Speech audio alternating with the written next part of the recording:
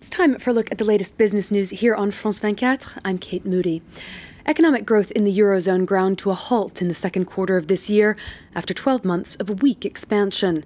The European Commission said that gross domestic product across the 18-member currency bloc was flat between April and June, compared with growth of 0.2% at the beginning of the year. Inflation across the eurozone also fell to 0.4%, the lowest rate in 4.5 years. It's led analysts and economists to increase their calls for action by the European Central Bank. Many want the ECB to follow the lead of the U.S. Federal Reserve and start a program of quantitative easing or large-scale buying of bonds to add liquidity to the financial system and boost momentum. They point, for example, to the U.S. economy, which also struggled to get out of recession, but which recorded a surprising growth rate of 4% for the second quarter of this year. Now, some of the Eurozone's smaller economies did post some growth. Both Spain and Portugal grew at a pace of 0.6% and the Netherlands at 0.5%. But it wasn't enough to offset weak performances from the bloc's largest economies, with Germany and Italy slipping back into contraction and France holding at zero. Luke Brown takes a look at the Eurozone's so-called engines of growth and why they've stuttered to a halt.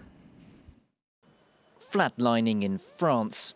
For the second straight quarter, the French economy stuck at 0% growth, disappointing results for the socialist government. The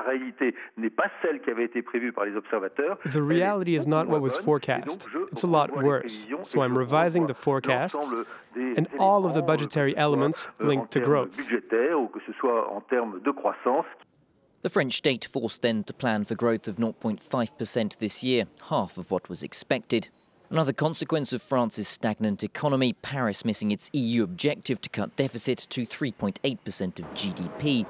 The bad data also coming from the other side of the Rhine, in Germany. Europe's most powerful economy stuttering, shrinking 0.2% in the second quarter. Germany's contraction in part sparked by uncertainty over the conflict in Ukraine. Many analysts, though, judge Germany's underlying economy to be strong, with growth forecast at 1.7% for the year, leaving it healthier than France.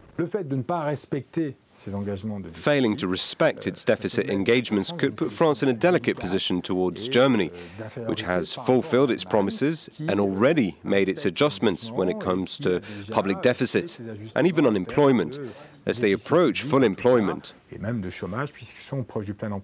Across Europe, the situation is uneven. Progress in Spain as well as Eastern Europe wiped out by the results in France and Germany. That leaves the eurozone also with growth stuck at 0%. After 6 years of crisis, the economic hangover in the EU continues to undermine the recovery. Now, the markets in Europe proved surprisingly resistant to that disappointing data. Shares dipped early in the session but rebounded on signs of a possible easing of tensions in Ukraine. London's FTSE led the way, closing up about 0.4%. The DAX and 40 with more modest gains, but still ending the day in the green there. Turning to some of the day's other business headlines, Berlin has banned the ride-sharing service Uber and threatened the firm with a €25,000 fine for non-compliance. Authorities cited safety concerns, saying they couldn't allow passengers to risk riding in cars that hadn't been properly vetted. The San Francisco-based company has faced growing opposition around the world, mostly from taxi drivers who say the mobile app threatens their business. Walmart has cut its forecast for profits in 2014, citing sluggish sales and higher-than-expected healthcare costs. The world's largest retail group said net income rose just 0.6% from a year ago to just over $4 billion in the second quarter. The chain's low to mid-income shoppers in the U.S. have struggled to recover from the recession. It's also facing increasing competition from online shopping sites like Amazon.